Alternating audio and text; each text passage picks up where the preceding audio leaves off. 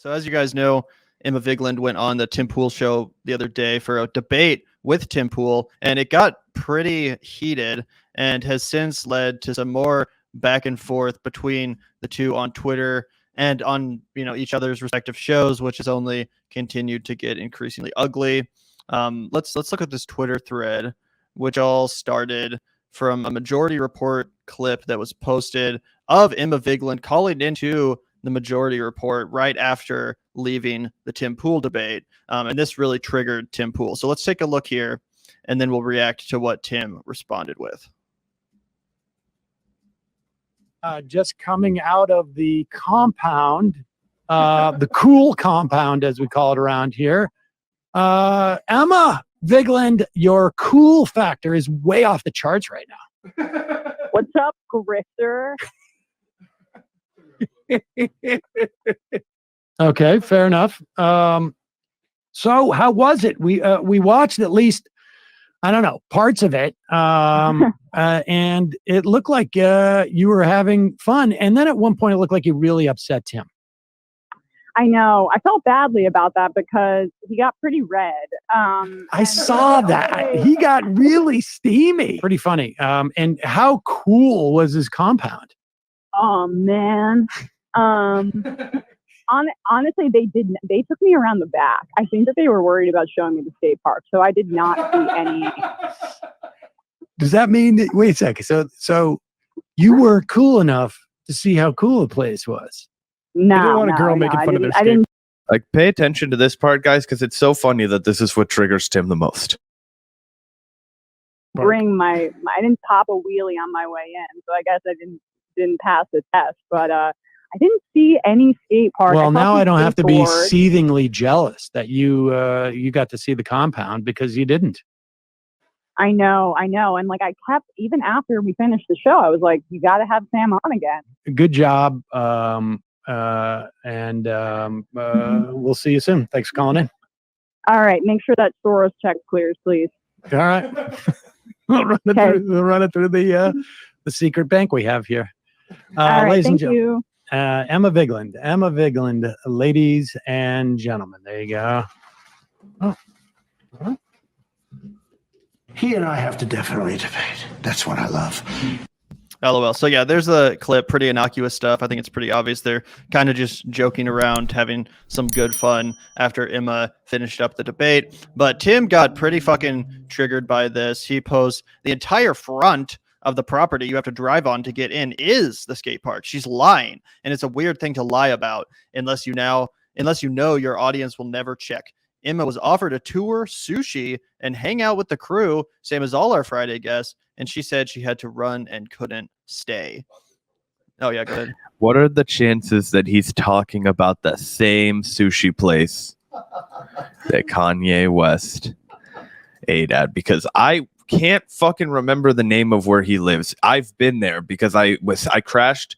Shout out to the two people whose names also escape me at this very moment that let me crash on their guest bedroom when I was in like Fairfield or Fairbanks, somewhere that was outside of DC, just a little bit. And it's, I believe, where Tim Pool records from, because that guy told me that he was like, "Oh, I could take you to the sushi place that Kanye went to," and I was like, "Nah, man, that's cool. Like, I don't need to go there." And he was like, "It's only like 20 minutes from me." I was like, "That's crazy." So I just wonder how. Or like, what are the chances that that's like where they go often? It is a possibility. Imagine getting sushi with fucking Tim Pool if you're Emma Vigeland. Like, yeah, I'm not surprised she didn't. Bro, I wouldn't get sushi with Tim Pool. No, that would be so awkward. Anyway, so yeah, Tim Pool got pretty pissed off about that.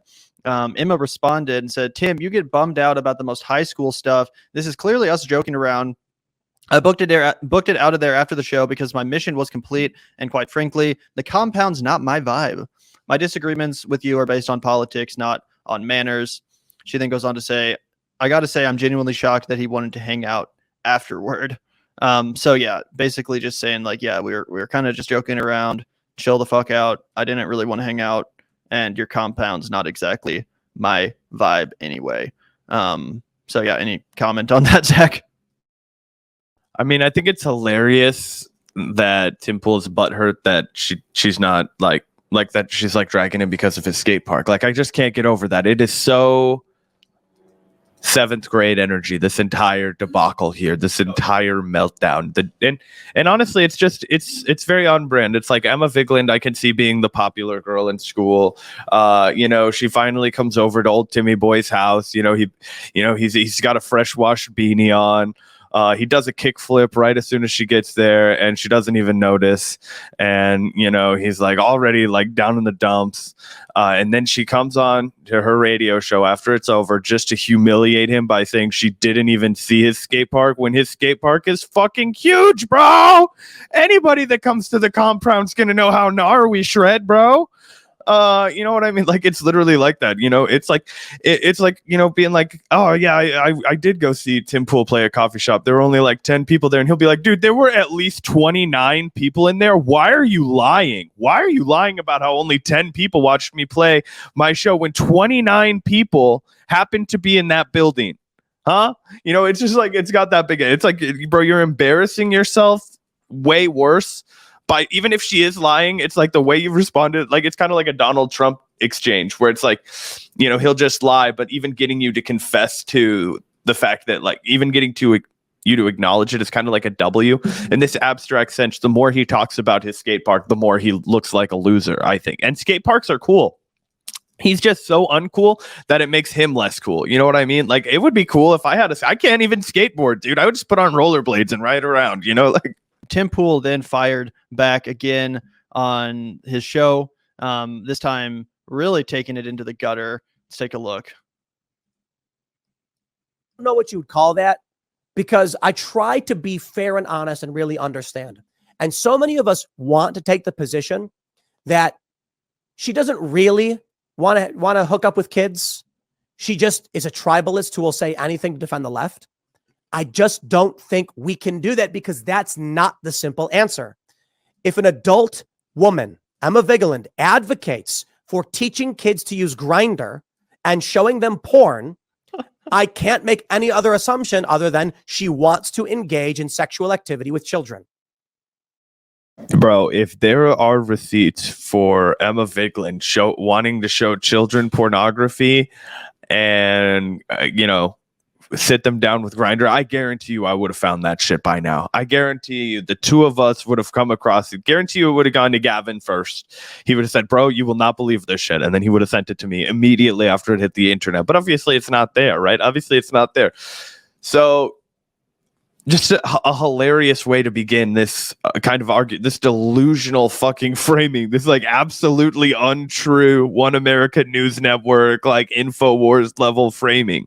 The beanie's on a little too tight this day of June. Tim? Yeah, it's crazy too. And Tim's whole shtick, he's always like, you're just a grifter, that you can't engage with my ideas. You have to straw man me and pretend I'm some Nazi instead of acknowledging that actually I'm just a classical liberal with common sense values. And then he'll turn around and just call his ideological opponents fucking pedophiles with no proof whatsoever. The biggest straw man of all time. Obviously, that's not true of Emma Vigeland, or really anyone on the left. And, that's obvious to anyone who actually gives a shit about arguing, debating in good faith, which again, Tim Pool constantly claims to, but never seems to actually arrive there. So yeah, pretty funny also, stuff. As if this is a smoking gun, guys. He's like saying she wants to show porn to children, but the thing he puts up is a article from today.com. Boomer alert for one. Who cites today.com? My fucking grandmother. Maybe next he's gonna next he's gonna go to like Barbara Walters' website to like pull up a fucking interview. I swear to God.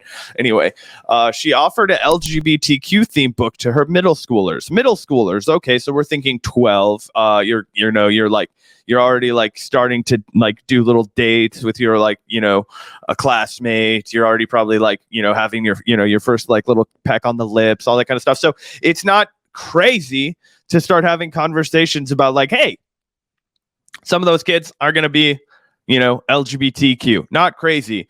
But to then compare that to say like this person is supporting pornography, it's like, it's not pornography. That's literally children's literature, my man. It's very different. And the fact that you confuse them makes me very worried about you.